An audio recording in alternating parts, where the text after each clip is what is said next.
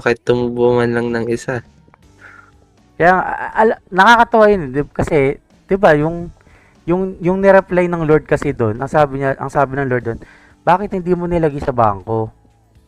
Oo, parang nanghinayang rin siya. 'Di ba? Pero alam mo yung nung naisip ko yun, it's like parang ano eh. Pag sinabi mo kasing ilagay mo sa bangko, ikaw ba yung kikilos nun? Hindi. Hindi, 'di ba yung bangko yung magpapatubo nun?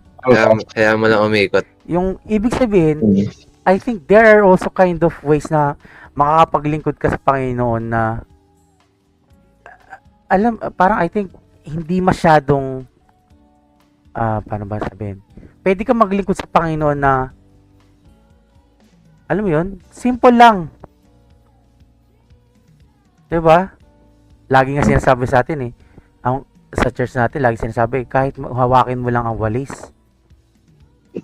kung nasa puso mo magwalis sa church, paglilingkod na 'yun. 'Di ba? Hindi mo kailangang umattend ng children's camp, tumulong sa children's camp, humawak ka lang ng walis. Oh. 'Di ba? May nakita kang basura sa church, pulutin mo lang, ilagay mo sa tamang basurahan. Paglilingkod na 'yun. 'Di ba? Lagi nating naririnig. 'Di ba? Oh. May naunawaan ka ba sa church? May naunawaan ka ba sa mga tinuro ng Panginoon? Nahihiya ka mangaral? O, i-type mo, i-share mo online. Pwede ba? Pwede. Diba? Kaya tulad po ng May Discord ka ba? Oo. So, may gusto nyong ganito? Diba? Mag-usap-usap kayo, mag-sharing kayo, and then i-share nyo.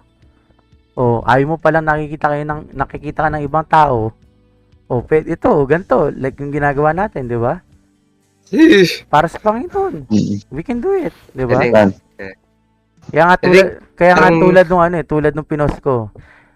God called us to share, not to like. Yeah, we need to share. Oh. Di ba? That's also a service to the Lord. Yun nga, dapat yung heart mo ready. We have divine favor in this podcast. In this Diba?